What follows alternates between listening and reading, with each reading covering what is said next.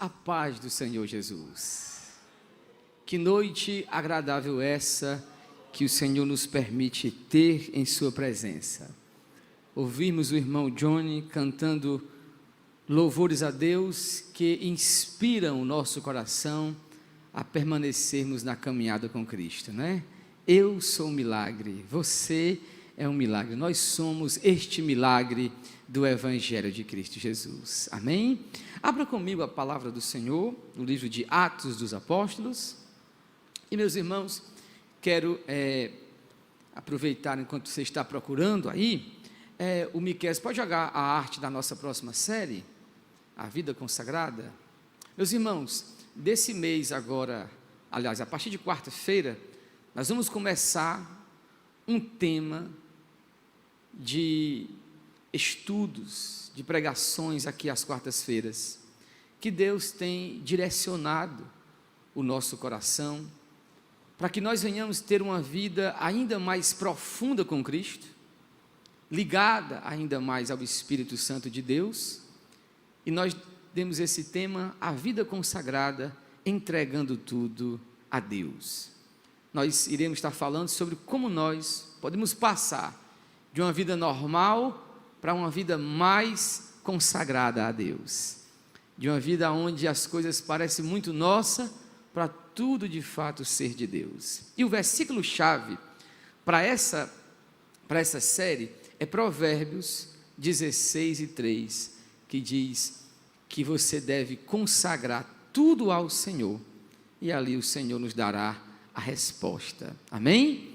Então, você convida um amigo, você não deixa de vir, para quarta-feira estaremos aqui, entrando nessa dimensão de uma vida ainda mais consagrada ao Senhor. Aí logo após essa série, nós retomaremos Atos dos Apóstolos, agora vendo a vida de Paulo como exemplo dessa vida consagrada a Deus. Então hoje nós vamos finalizar essa primeira parte de Atos, falando de Estevão, aí nós retomamos logo após essa série, falando de como Paulo é o exemplo dessa vida consagrada ao Senhor. Aí, antes de eu explicar aqui esse texto, gente, é porque realmente eu tenho muita dificuldade de pregar quando eu sei que está sendo transmitido, né?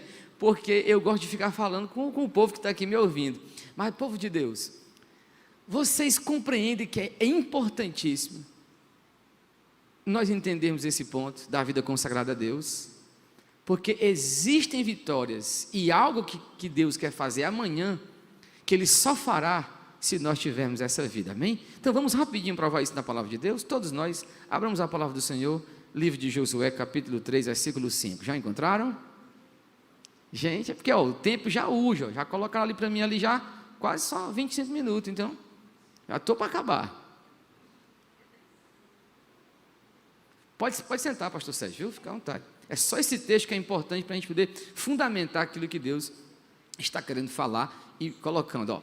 Deus disse a Josué dessa forma, ó. Disse Josué também ao povo: santificai-vos, porque amanhã o Senhor fará, repita comigo, maravilhas. Isso, santificai-vos, porque amanhã o Senhor fará.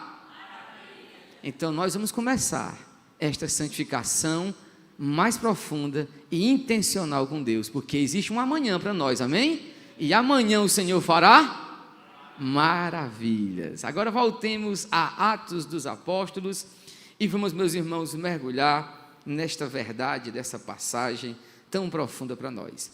Como o texto de Atos é um texto muito grande, esse nós vamos expor, são cerca de 60 versículos, só o capítulo 7, eu quero ler com você a partir do verso 51, mas eu vou explicar toda a passagem para nós esta noite.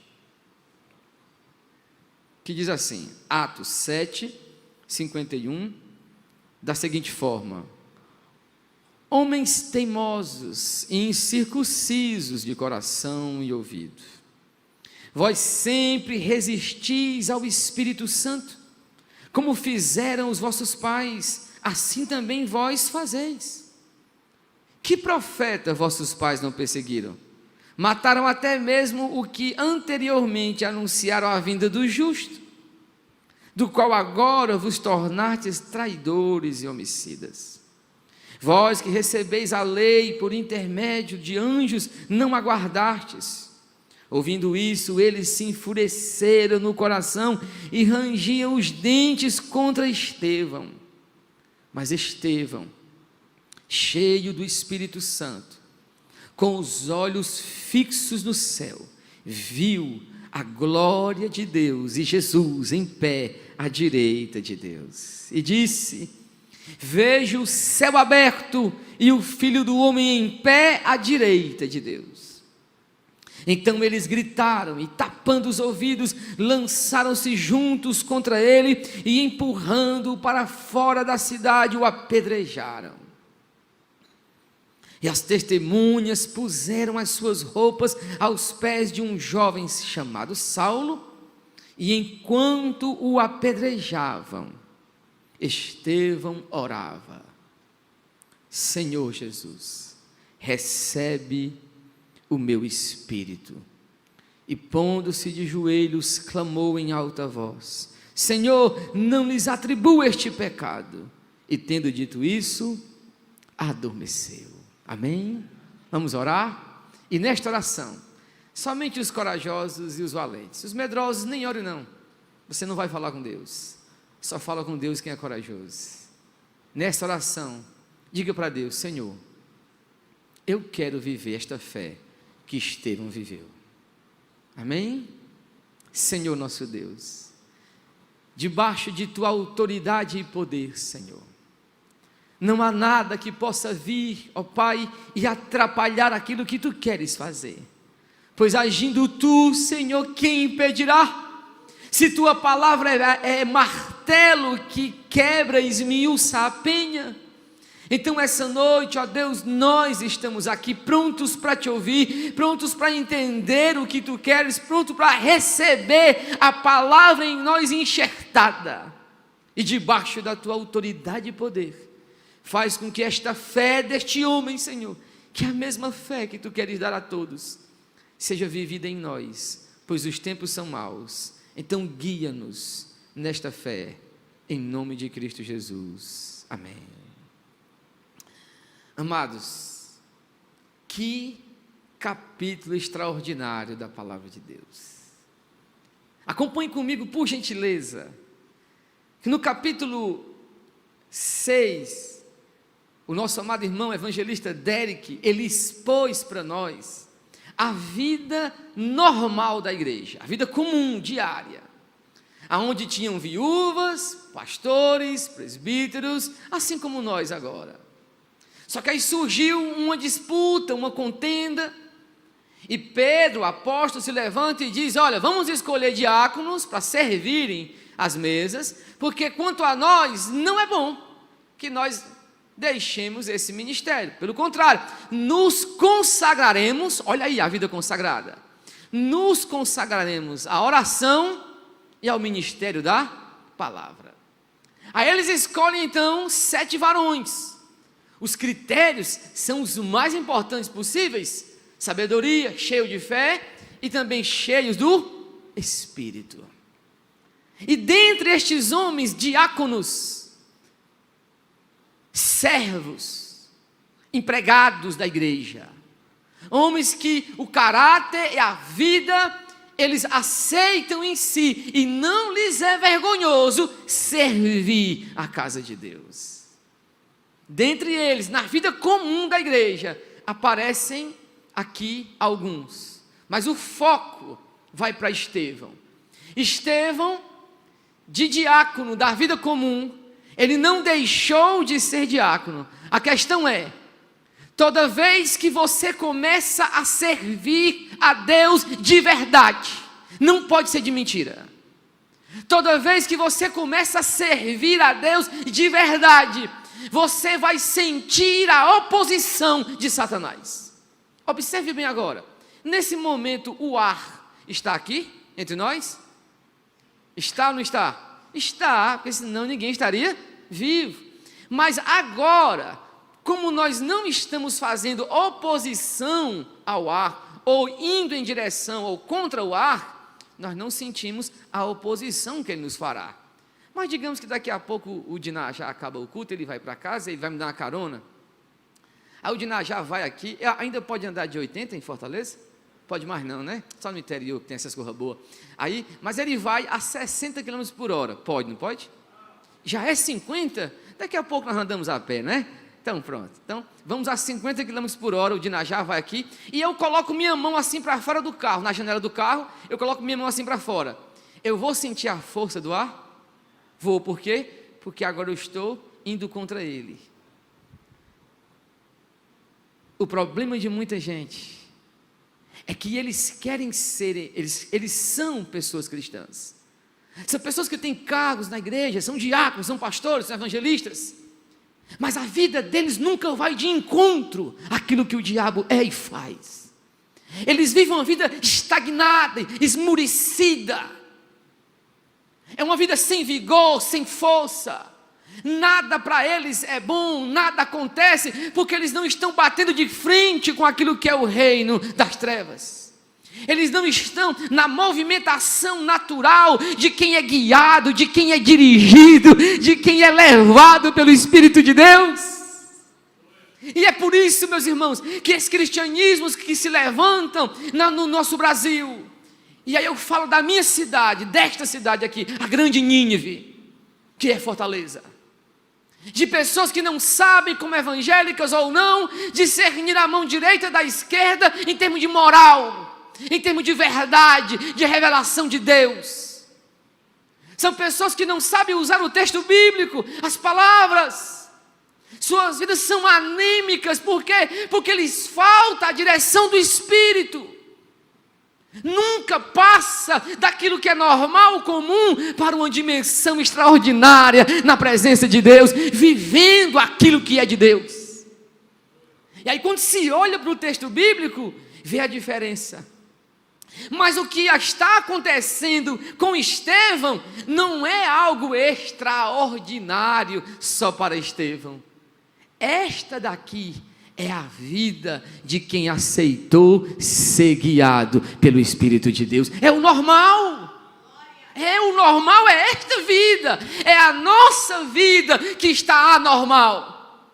É a nossa vida, é a vida da igreja contemporânea que não se levanta para viver o hoje diante de Deus. Porque esta é a vida normal. A normal é o texto bíblico e não a nossa anemia, a nossa fraqueza. Que às vezes para fazer um culto campal nós temos medo demais porque tem que ter tanta segurança para aquilo outro. Eu entendo que tem que ter segurança, mas só que nós usamos da falta de segurança, da falta de pessoas para não proclamar o evangelho verdadeiro aonde ele deve ser proclamado. Isto aqui é o real. Esta é a verdade.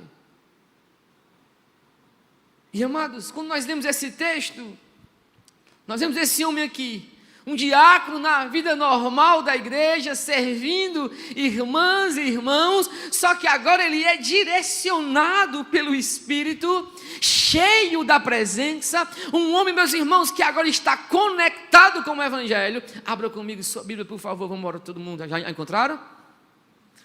Povo de Deus. Livro de Gálatas, capítulo 5, verso 26. Já encontraram? Vamos embora, meus irmãos, que o tempo urge. Vocês acreditam que só falta só mais 20 minutos? E parece que, né, que a gente...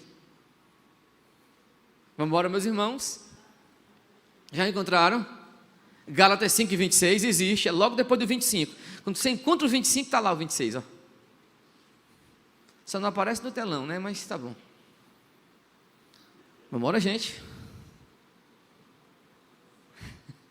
Vocês são uma bênção, gente. Eu amo vocês, meus irmãos. Não, mas vamos para 5:25, que é melhor. Vamos lá. Diz assim, ó. Gálatas 5:25. Se vivemos pelo Espírito, andemos também sob a direção do Espírito. Quem é que te fez viver? Quem foi que te deu vida? Quem foi que te vivificou? Quem foi? O Espírito. Então é natural que se eu plantei um caroço de manga Meses depois eu vou encontrar aquela planta. E depois outros meses virão e eu vou encontrar o quê? Um abacaxi extraordinário. Eu encontro abacates nessa mangueira. Eu encontro abacates nessa mangueira? Não, por quê? Porque se eu for para uma mangueira e eu encontro abacaxis e abacate, isso aí o que é? Hein? É uma deturpação da natureza. É uma aberração da natureza. Amém?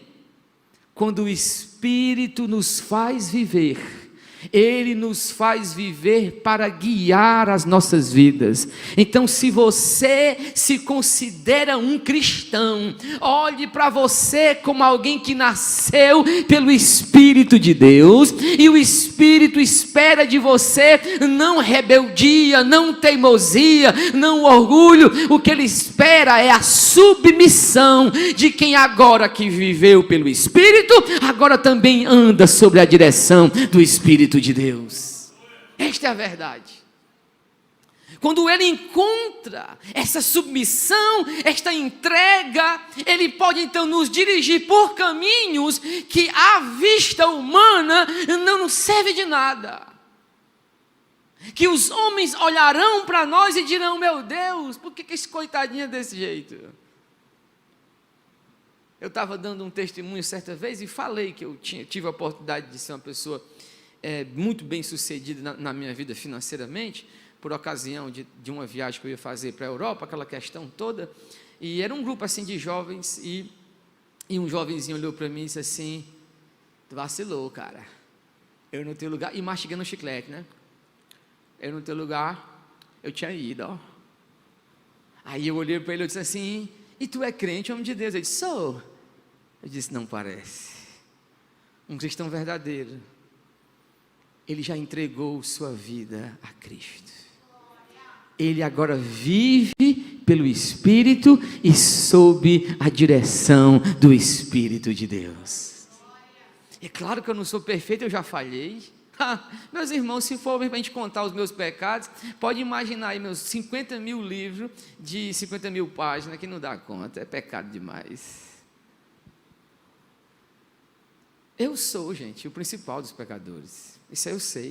Não precisa nem o diabo me dizer, não. Tu é pecador. Olha, eu sei, eu sinto a força carnal todo dia dentro de mim. Mas a questão é: este pecador aqui, um dia decidiu entregar-se totalmente a Cristo Jesus. E nesta noite, você se considera alguém assim? Ou você sempre resiste ao Espírito de Deus? Veja como é que é uma cena. Vamos imaginar que a mulher pegou o marido conversando com outro e ele vai chegar ainda do trabalho. E aí na hora que ele vai entrando na porta, ela corre para não deixar ele entrar e segura a porta com o ombro. O que ela está fazendo? Está resistindo, impedindo a entrada dele em casa. Ela tem direito de fazer isso? Não, tem direito ou não? Ele acabou de trair ela, e aí? Tem direito ou não?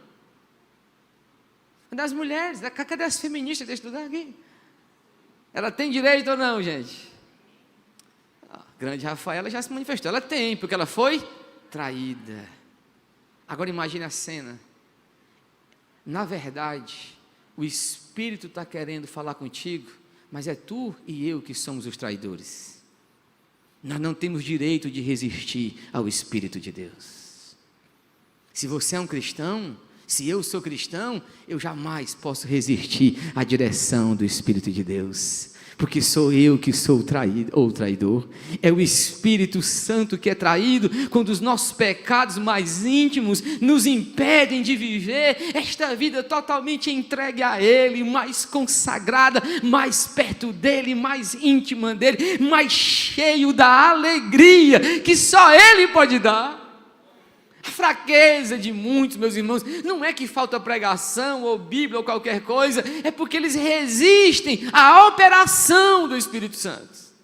E Estevão não era assim.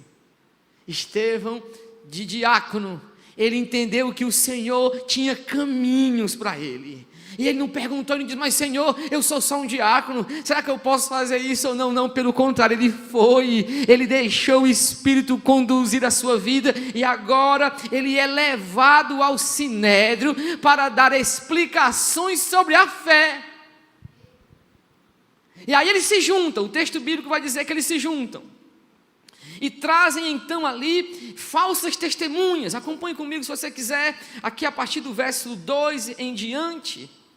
Ele é levado por falsas testemunhas, e eles então dizem: olha, Estevão está dizendo isso aqui. Mas aí, meus irmãos, veja bem, acompanhe comigo por favor alguns versículos-chave.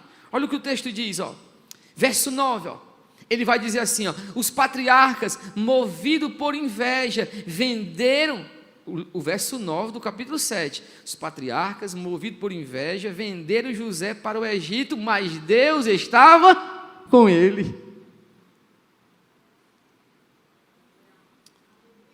Veja, essa expressão é tão interessante.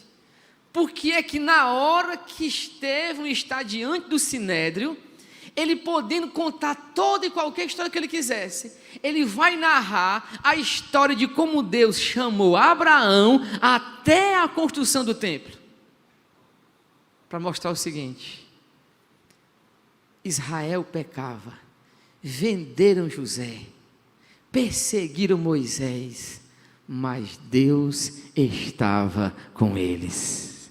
Em outras palavras, este homem, ele está consciente que ele está diante do Sinédrio, que estão perseguindo a vida deles, mas em momento algum ele se sente solitário, ele se sente aflito, ele olha e ele sabe, assim como ele esteve com José, ele estará comigo agora, abrindo a minha boca para que eu fale a vitória de Cristo Jesus. Amados, por que muita gente, nas horas mais difíceis, homens fortes caem? Por quê? É lógico, nós somos fracos, diga amém. Somos uma fraqueza. Mas, gente, uma vez estava andando com o Sóstenes no centro de Fortaleza. Ele queria um brinquedo, e menino é menino, né? E pai é pai, o coração é mole, parece uma manteiga. Aí eu peguei na mão dele aqui, e de repente o Sóstenes soltou minha mão.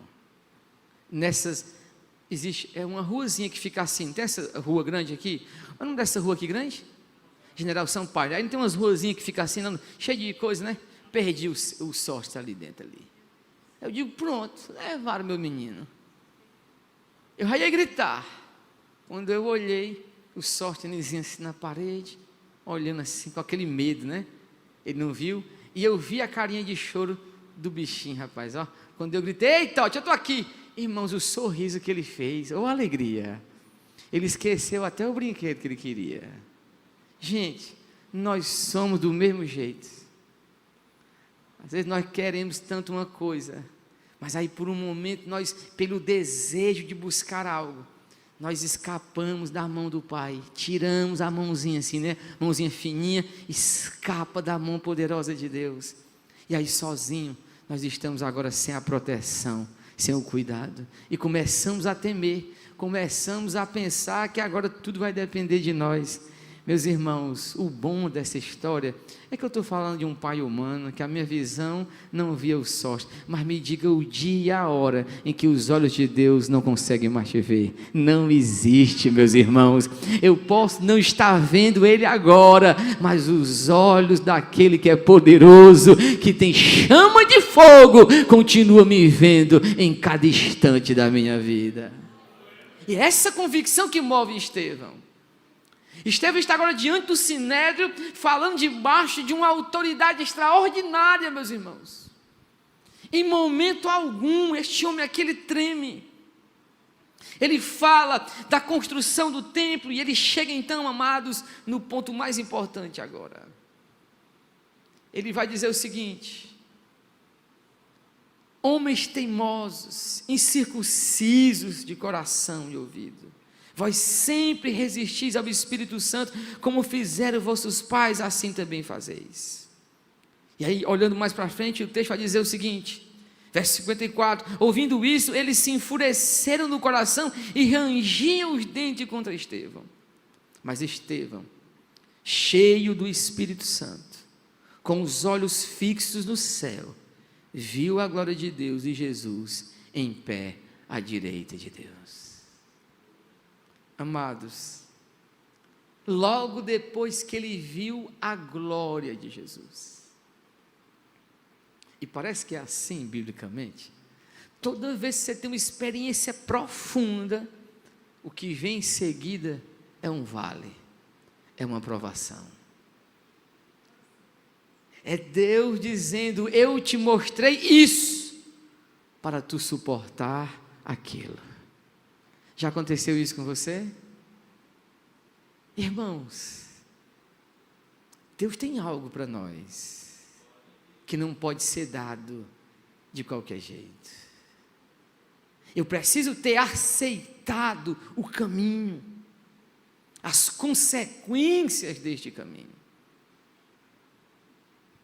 Sabe quando você assina um contrato, e aí você não leu as cláusulas do contrato, e se você quebrar o contrato, você tem que pagar uma multa? Tem muita gente assim, né? Que na ânsia precisa de uma coisa, bora, me dá isso aqui logo, aí assina lá. Aí quando vê que não era tão necessário, não precisa, e diz, não quero mais não. Aí a pessoa, não, mas tem um contrato aqui, você precisa pagar essa multa agora. Acontece assim, gente, com muitas pessoas, quando elas querem servir a Cristo. Quando uma pessoa às vezes está num culto, eu não sou contra, eu não sei fazer, né? Eu não sei fazer, mas eu não sou contra quem faz. Eu sou contra a pessoa que vem aqui sem entender as consequências. Um grande amigo meu foi para um culto numa determinada igreja, que eu não vou dizer o nome, e ele foi. Pregador, falou muito bonito, fez aquele labacé maravilhoso, e de repente, vamos lá, aceita Jesus. Aí uma moça que ele gostava, estava lá, que, né, tem essas relações, né? E aí, um amigo dele disse, vamos lá na frente, bora, se entrega a Jesus hoje, vai lá só um pouquinho, não faz mal não. Aí o bichinho, gostando da moça, foi, veio à frente. Quando foi no outro dia, lá no colégio estadual, Padre Anchieta, lá em Cambucim, ele chega de manhã, e a primeira pessoa que ele vê logo sou eu. Aí eu digo, e aí, homem de Deus? Crente agora, vamos buscar Deus juntos? Aí ele, embora. De repente, ia ter um negócio do Satanás, só o diabo que inventa essas coisas, um tal de luau. Eu nunca fui, nem vou. Luau, cor do mundo, que é umas bebidas, umas cores de noite, né? Que as pessoas fazem lá na praia de Cambucim. E era perto do dia da devoção lá, a Iemanjá. Eu digo, pronto, juntou agora o cão com o diabo, deu certinho. Aí a pessoa passou, e hoje vai ter luau.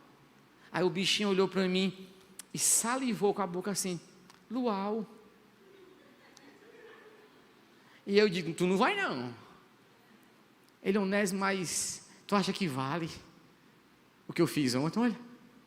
Tu acha que vale o que eu fiz ontem? Irmãos, o que foi que ele fez? Uma decisão impensada. Foi assim com você? Por que é que você está em Cristo? Por que que você o serve?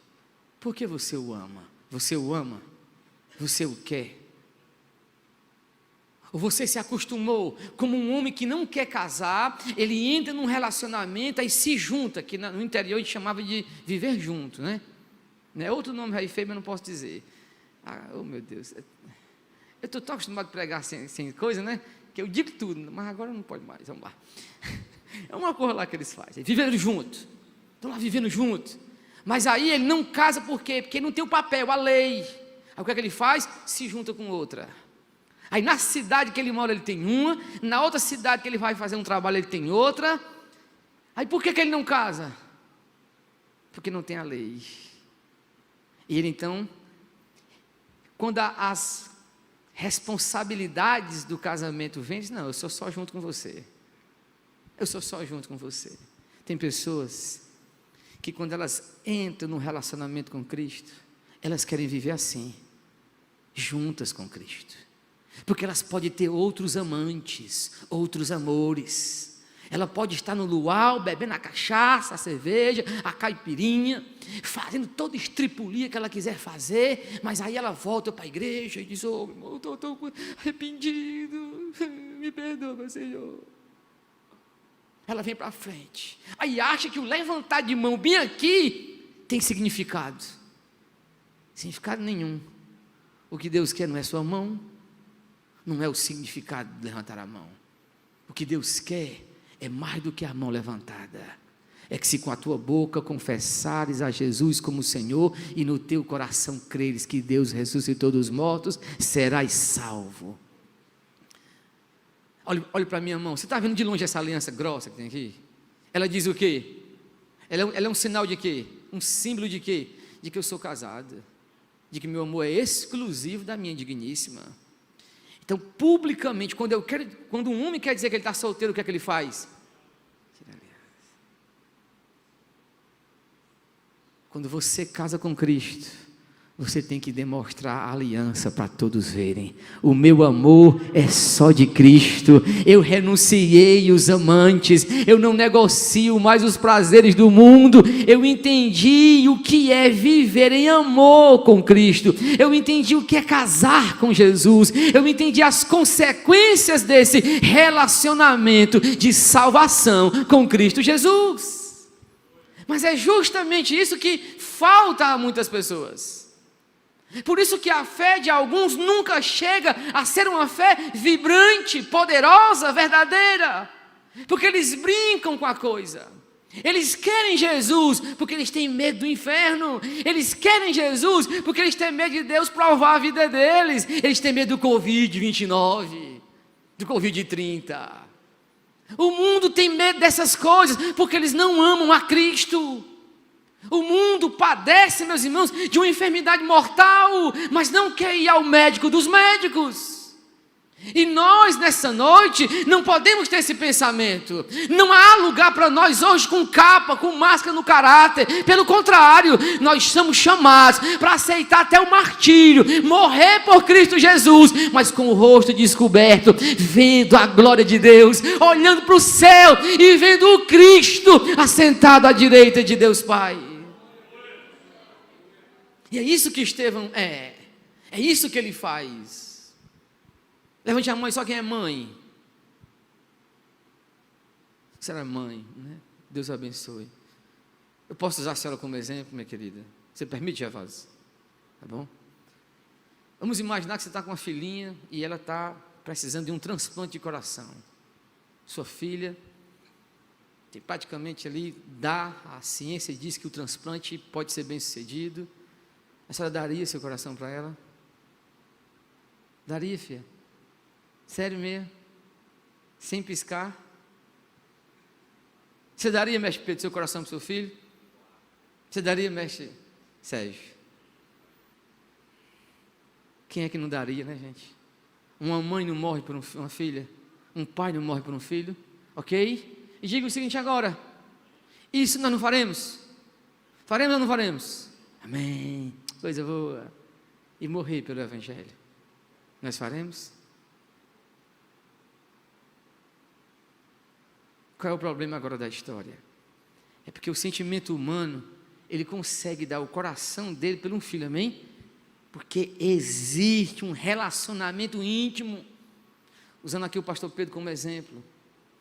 Quando ele estiver na mesa, ou vendo o seu filho acamado, ele vai dizer: isto aqui sou eu, é meu filho, é osso do meu osso. Ele vai olhar para si e vai dizer: o que é minha vida diante do amor que eu sinto pelo meu filho? Por que que muita gente está abandonando Jesus? E a boca dizendo: Senhor, Senhor, Senhor, mas nunca faz o que Ele manda. A fé de Estevão, ela não brinca com a vida ou a morte. A fé de Estevão é uma fé que encara a morte de cabeça erguida, porque se o corpo dele tomba aqui, o espírito é recebido lá na presença de Deus. O Estevão não tem tempo para olhar para outras coisas, ele está vivendo uma fé que é dirigida pelo Espírito de Deus. E quantas pessoas não abandonam suas igrejas por nada? Besteira de igreja, nhenhenhen de crente. Não tem respeito pela fé, não tem respeito pela Bíblia. Para eles, Deus é que se rebaixa a eles. Eles nunca se submetem à verdade do Evangelho. Eles não se submetem ao que a Bíblia diz. Reinterpreta a Bíblia, bota pastor para reinterpretar a Bíblia, para dizer que nós entendemos errado, que agora eles têm uma revelação maior. Que conversa! O texto está escrito, você não muda mais. Meu pai sempre dizia que esse não é irmão desse. Eu não vejo bem direitinho como é que é as coisas. O cristão verdadeiro, o homem que aceitou a vida do Espírito, ele tem, por que Estevão, ele aceita, olha o que o texto vai dizer, ó, e empurrando para fora da cidade, o apedrejaram. Este homem aqui, ele não está nem indignado, ele não chama um palavrão, ele não grita com ninguém. O texto diz então que enquanto apedrejavam Estevão, ele orava e dizia: Senhor, recebe o meu espírito. A última frase de Estevão é: Senhor, não lhes atribua este pecado. Mas o que é que existe entre Estevão e nós? Olha a distância. Por que esse homem aqui ele consegue morrer por Jesus, ser apedrejado e não negar a fé? E por que muitos hoje, meus irmãos, quando bate uma ansiedade, algo acontece em suas vidas, meus irmãos, aí vem uma loucura de que a igreja não presta, de que o culto é ruim, de que nenhum pastor presta. Por quê? Por que é tão fácil negar o amor da cruz? E não perceber que eu era o que ia morrer do coração, mas Ele transplantou o dele para mim, Ele morreu no meu lugar e me deu vida, oh aleluia, porque este é o Evangelho, não é o que é pregado em muitos lugares, para encher as pessoas, chamando os cantores e fazendo uma historinha, para dizer que ali tem Deus. Não tem Deus, porque Deus não está onde Ele não é glorificado. Deus não habita onde Ele é de segunda mão. Deus não é um presépio que a pessoa na festa de Natal coloca lá o brinquedinho e diz ao menino Jesus. Ele não é manipulado pelas relações humanas, por igreja nenhuma, por pastor nenhum. Estão todos fadados ao fracasso, porque o soberano ainda reina sobre toda a terra. Mas aí, onde é que entra a nossa fé? Que fé é a nossa? Qual é o Cristo que nós estamos dizendo que estamos servindo? O enfraquecido deste mundo? Um Cristo que é manipulado pela mente humana? Não! Paulo já disse que esse evangelho pregado pelo YouTube, essas imundícias, tudo isso aí já está amaldiçoado. É anátema. O verdadeiro é aquele que não se importa com a glória deste mundo, com a glória dos púlpitos, dos templos. Não, ele quer Cristo, ele quer uma vida com Cristo, é um relacionamento tão perto de Jesus, que a minha vida não é preciosa, contanto que eu cumpra o chamado de Deus para com a minha vida. É uma vida que está morrendo todo dia para o mundo, mas sendo consumida pela verdade da graça de Deus. É isso que nos falta, amados, é isso que nos move. Se não é isto, irmãos, então não há sentido no mundo. Paulo disse uma vez: se os mortos não ressuscitam, se não tem uma vida depois dessa, então comamos e bebamos, e amanhã morreremos. Por que Estevão consegue se entregar e morrer, e apedrejado ainda ora pelos homens, pelos seus assassinos? É um coração que não olha para o mundo, ele está vendo o Cristo que morreu por ele. Amados, 3 aplicações para a nossa festa à noite, amém? E aí eu termino. Eu não quero mais enfadar os irmãos. Eu vejo no olhar, já fico preocupado, está bem? Amém? Eu posso terminar? É isso, quando a pessoa vai de amém é porque é isso mesmo. Irmãos, a primeira coisa que você tem que entender é que para Estevão, a fé não é uma apresentação, um teatro da fé. Tenho todo respeito ao R.R. Soares, mas o nome do programa dele é muito horrível, o Show da Fé. Todo respeito, para mim é um homem de Deus, não nega a salvação de ninguém, nega a minha, que quem não merece sou eu. Mas olha o nome, Show da Fé. As pessoas hoje fazem as coisas para que as pessoas do mundo se adaptem e venham para cá, porque vão encontrar o mundo aqui. É chamar o culto de culto de doutrina, dá ojeriza no ouvido do fulano de tal. Tem que ser orientação cristã. Porque se disser que é culto de doutrina, ninguém vem. Por quê? Quem não vem é quem não quer nada com Cristo. Agora, se o Senhor diz, as minhas ovelhas ouvem a minha voz. Quem não vem é quem não quer saber da palavra, claro, e eu nem quero você aqui. Pegue seu beco, vá-se embora. Aqui é lugar para as ovelhas de Cristo, e não para os lobos vorazes. Calvino dizia que o pastor tem 2 vozes. Uma voz para alimentar as ovelhas, e a outra voz para afugentar os lobos. Eu não tenho compromisso com quem é falso no Evangelho, com quem ora quer e ora não quer, não. Eu tenho compromisso com quem quer a Cristo. Por Ele eu entrarei aonde Ele estiver. Eu vou buscar Ele, meus irmãos, aonde Ele estiver. Por quê? Porque eu não quero viver o teatro. O teatro de finge que prega, vocês fingem que ouve, eu cobro uma oferta, vocês fingem que dão alguma coisa. Olha o teatro. Isso é um teatro. Termina o culto, paga-se as luzes, cada um vive sua vida de pecado. Pecados ocultos.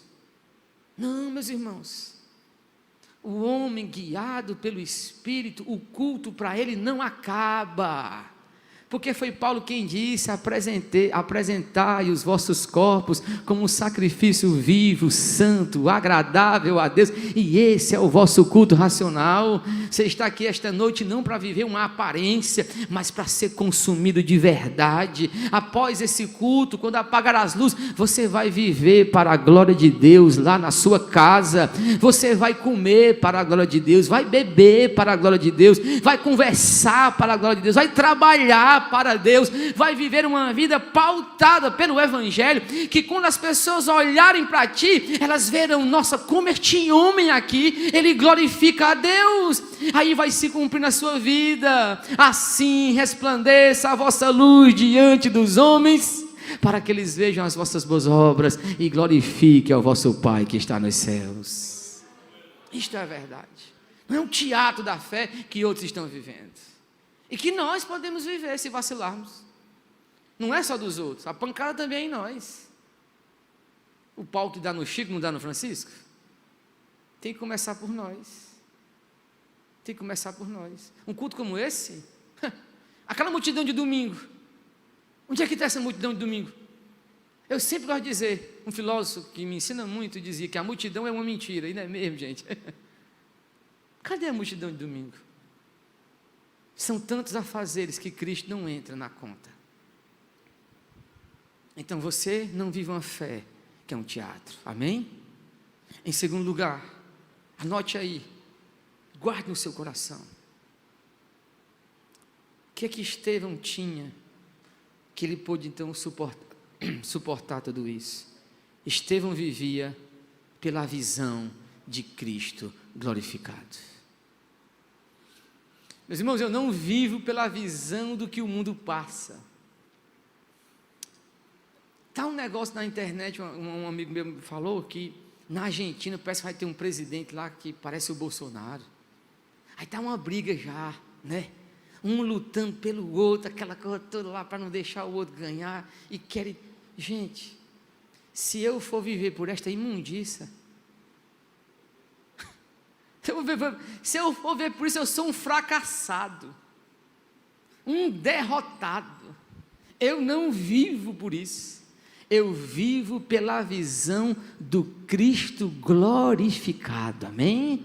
Ele já está sentado à direita de Deus Pai, reinando sobre a nossa vida. O reino dele não é comida, não é bebida, mas é alegria, paz, o gozo do Espírito Santo. A vida, meus irmãos, que eu vivo pela fé no Filho de Deus. Eu não enxergo mais derrota, porque eu já sou mais do que vencedor. O que me resta aqui de sofrimento é só para completar os sofrimento de Cristo, porque o meu alvo é os céus, as mansões celestiais, pois a promessa do justo, do verdadeiro, do fiel, foi que ele ia preparar lugar, e ele nunca deixou de preparar lugar, amém? Ele está preparando o lugar, meus irmãos. Ora, se tem pedreiro no mundo, que em 3 meses faz uma casa bonita, imagine o arquiteto maior do universo, há 2000 anos atrás, fazendo esta casa para nós morar. Deve estar muito linda, irmãos, maravilhosa, para que nós habitemos nela. A nossa vida é pela visão do Cristo. Este homem aqui viu a glória de Deus. E em terceiro lugar, e eu termino, porque eu sei que as vossas almas já não aguentam mais. Amados, anote aí, por favor. À medida em que você vive sua fé, você verá o Deus sobrenatural agindo em sua vida. Isto é que uma fé vitoriosa tem. Irmãos, Deus é um Deus que quer se revelar para nós. Eu finalizo com uma historinha minha, que eu posso falar menos de mim, né? Deus quer se revelar para nós. Uma vez, lá no interior, num lugar assim chamado Lagoa do Mato, existe no mapa, viu este lugar? Tem até uma moradora de lá, pode falar que é verdade, existe. E aí eu estava preparando o culto de doutrina, que eu ia pregar, e eu então fui lá para a sala com o meu livro, e lá eu fui ler meu livro, aí lá veio o Sóstenes. Papai, bora brincar? Eu digo, não menino, eu preciso estudar que o papai vai pregar. Aí saí da sala, fui lá para um quarto que eu tinha, lá vem o Sóstenes. Papai, bora brincar? Eu digo, menino, rapaz, deixa o papai estudar que eu vou pregar mais tarde. Aí saí, fui lá para a sala de novo, e lá vem ele, papai, bora brincar? Eu digo, menino, me deixa em paz, rapaz, papai tem que estudar, tem que pregar, rapaz. Aí eu fui lá para o quarto e tranquei a porta, lá ele batendo, papai, bora brincar? Aí eu me indignei com ele, e me levantei da cama para dar uma pisa nele grande, irmãos. Porque eu sou daqueles que ainda faz as coisas erradas mesmo, não tem jeito não. Levantei lá, deitei. Quando eu abro a porta, irmãos, só para quem crê em mistério, diga amém. Você crê que Deus fala? Sério? Mas ele falou contigo hoje profundo, não foi? Amém. E aí Deus falou comigo, eu abri a porta para dar uma pisa no menino, ó. Quando eu abro a porta, Deus falou comigo, se tu me buscasse, como o teu filho te busca.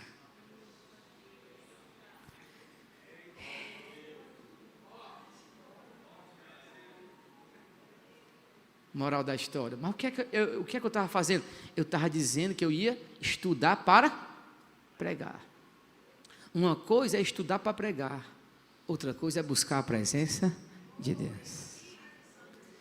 E quantos não estão aqui, que vieram para o culto hoje e leram a Bíblia hoje, mas em casa não tem comunhão com Deus? Busca tantas coisas, moradia boa, carro bom, vida boa, todos os aplicativos no celular, na televisão, você busca tantas coisas boas, a estética perfeita, né? Estamos na era da imagem, onde a pessoa nunca entrou no coco bambu, mas tira uma foto lá em frente para dizer que saiu do coco bambu. Na era da imagem, aonde, meus irmãos, nós parecemos ser alguma coisa. A vergonha, para tirar uma foto do culto dessa, tem que ser um ângulo, para dizer que tinha muita gente. Eu preciso disso. Não, eu não quero parecer, eu quero ter esta comunhão, eu quero ser alguém que tem comunhão com Cristo Jesus. Eu não me importo com o que o mundo diz, eu quero ser semelhante a Ele, eu quero viver nos braços dEle, amém?